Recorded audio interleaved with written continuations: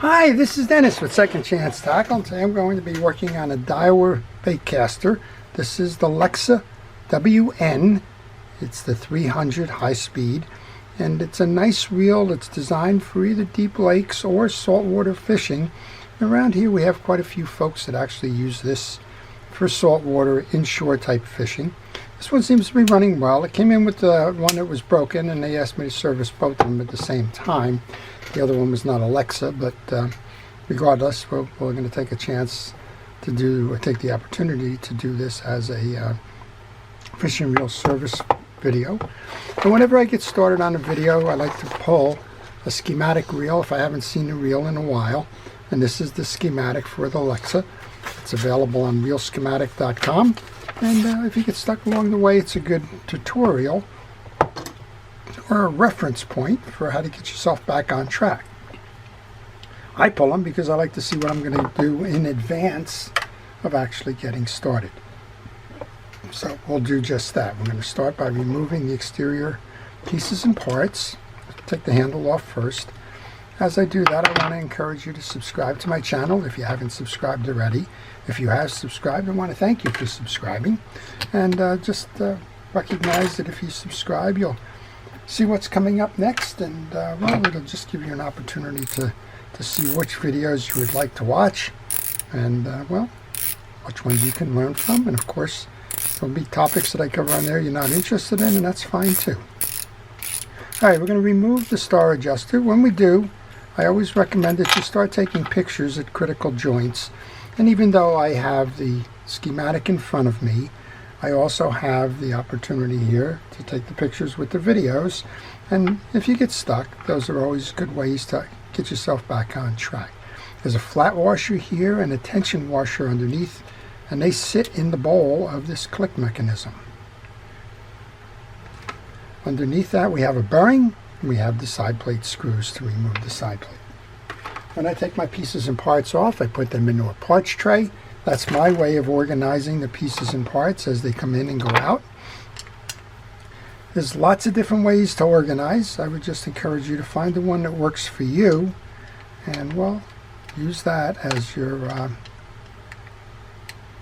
primary reference to make sure that you put all the ones that you took off back, and that you don't have any left over when you're done. Right, I'm going to switch over here for a moment, go over to this side so that I can remove the side plate and the screw.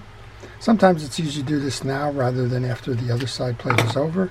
This has a screw that you back off and the spring will pop out on it, and then you should be able to pull this down or pull it up. I'm not quite sure which way these go. It goes down. Then you can remove your side plate and remove your spool, get that out of harm's way. There's two bearings back here. I tested the reel. The bearings seem to be running fine. These are metal shielded bearings, so we're going to use some fishing reel oil on them. Just kind of load them up and let the oil seep in. They will go in behind those shields. Just give it a healthy drink. Set that off to the side. We'll come back in a moment, but this is a good opportunity as well to clean the inside of the reel where you can't reach when the spool is in there. So just take a moment. I'm using a kitchen scrubby with a little bit of rod and reel cleaner on there, and to me that suffices. I always like to take that spool out before I continue, because some manufacturers will put a screw inside the case here as the hold down for the outer plate. I want to make sure that that's not the case here, and if it is, of course, remove that screw. Now, speaking of removing screws, one of these screws appears to be shorter or smaller than the others. It's the one I just removed. So you want to mark that position. You know that when you go to reinstall, it belongs on that front end by the line guide. These are popular reels around us. There's two reels, I would say, that are used inshore. We have summer flounder up here, also known as fluke, and a lot of folks like fishing for them with this lighter tackle. They use the Daiwa Lexa, and they use the Shimano Tranks. Those are the two that I would say I see a lot of in terms of being used inshore for that type of fishing. The other three screws are the same. So always good to note. With those screws removed, we can remove the side plate. We'll get a look inside here about what's going on. There's a bearing and a bearing shield washer under here. We can poke those out so you can see. We have a case that's, well, got a little bit of dirt in there, so this is a good time to clean that. I'm going to use a little bit of penetrating oil as my primary degreaser. Making sure that all of this gets mopped up here. You don't put any oils or cleaners on that anti-reverse clutch. That's meant to run dry, but do use a cotton swab or something to clean up any dirt that may be in there. All right, that's cleaned up. We can set that off to the side.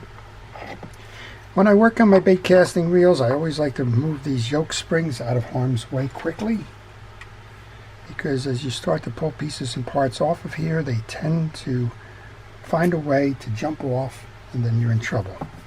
I've just removed the sleeve, the spacer, which serves as the inner race shield for the anti-reverse clutch. I'll put that into my parts tray.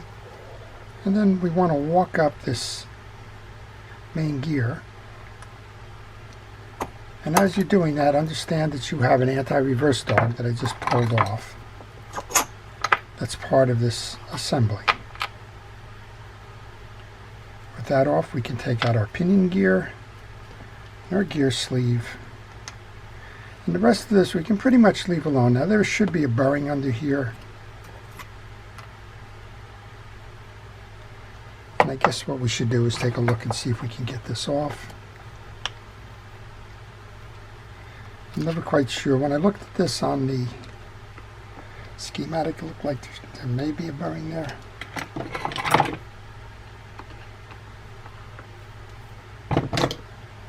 I'm going to leave these parts right on the desk, because as soon as I'm done cleaning this assembly here, we're going to put it right back. Be aware, these screws are very small screws.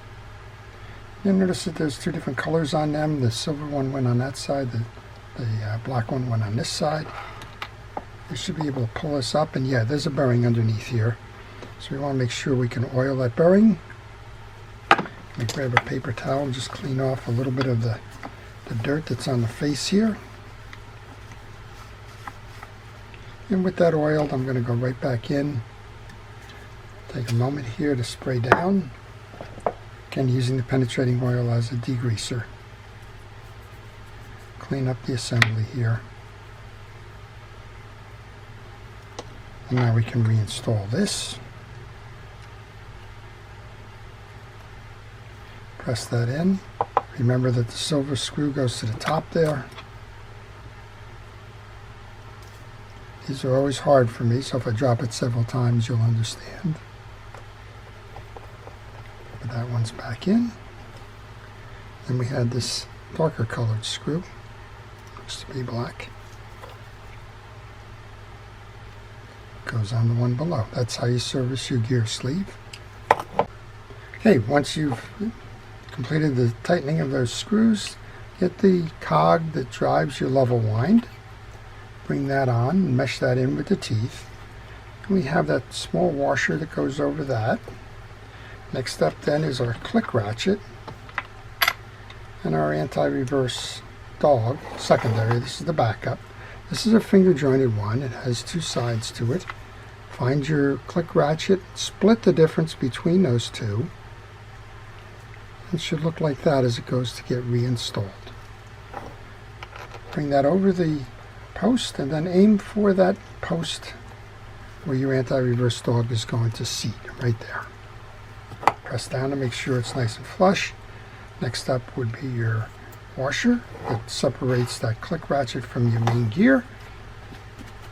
And now to the main gear. Make sure that you have a dry inside. Check to make sure that all of the teeth are nice and uniform and clean. These are. So we'll just take some fishing reel grease now and apply it to your main gear. I use a fishing reel grease. It's Penn Precision Reel Grease. And I use an artist's brush. I like the artist's brush because the hairs don't fall out of it. Then grease applied. Let's take our main gear and mesh that in.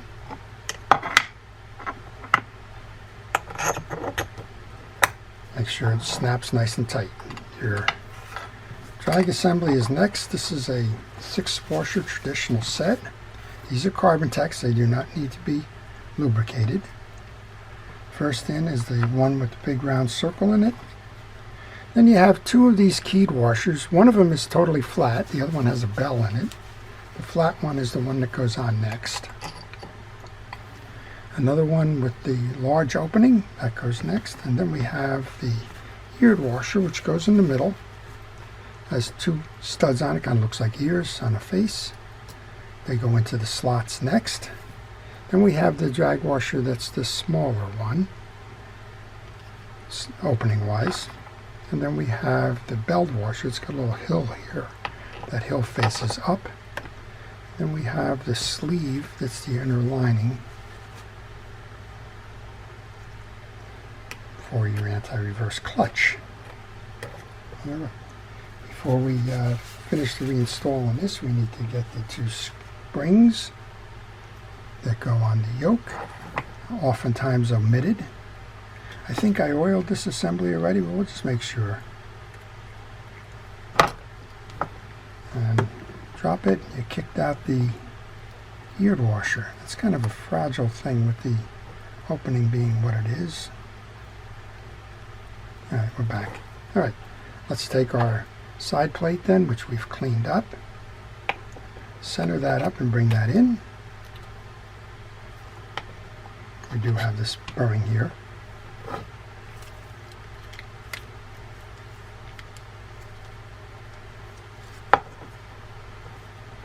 Now that should snap right in. So there might be something that's just not right. So just check again. Doesn't hurt to check your work. Usually these side plates will snap right on. There we go. That was a nice snap I was looking for. There it is. Okay, make sure that your seams are nice and tight. We did note that there was one screw that was smaller than the others, had a different shaft diameter to it. That's the one that goes in the front. That would be this one right here. So let's go put the 3 in that are the same size.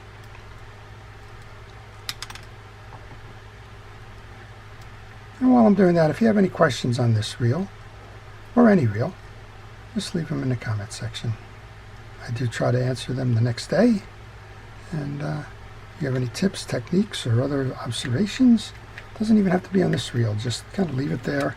It's a general forum, and I tend to answer them wherever they are asked. I try to do that on a timely manner. Just want to make sure that was the right groove. It is.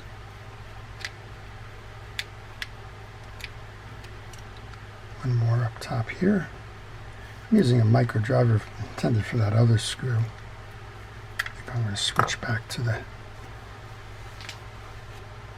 basic Phillips head. It's a little bit easier.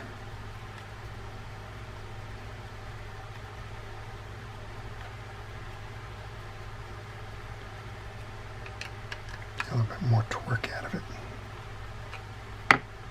Then the small screw goes in the front here.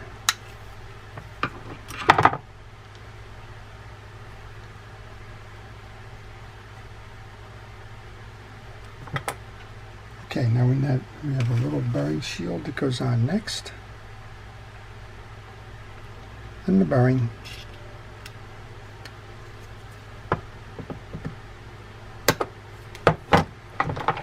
And then this is where your pictures helped if you were wondering. Your clicker, your noisemaker goes on next. We had the 2 curved washers, one faces up, one faces down, the flat washer,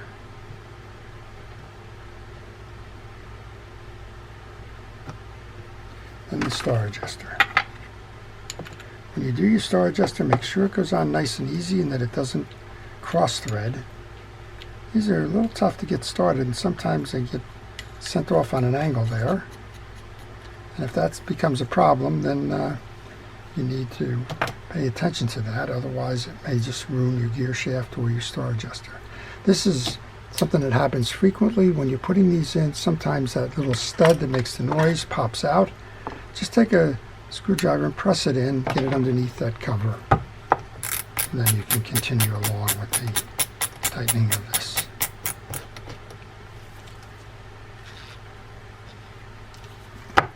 Then our handle, we'll tighten that up.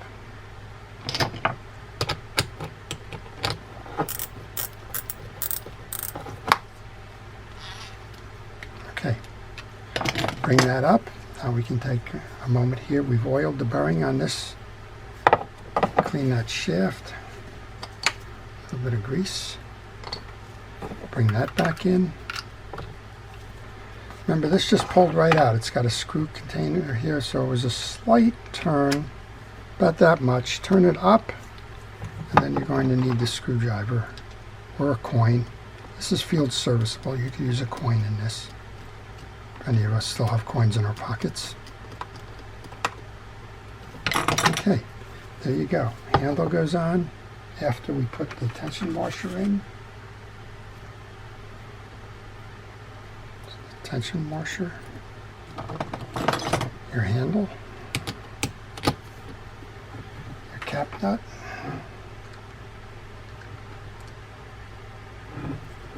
same thing with the cap nut as we did with that star adjuster. Needs to be even.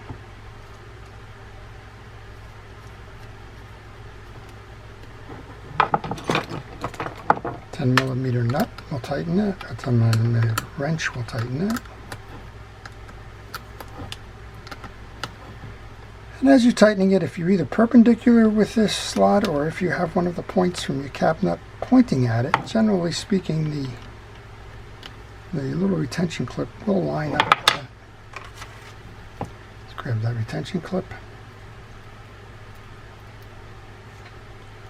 Yep, we're lined up. Very good. And then just the nut is the last thing we need to put on before we take a look and see how we did.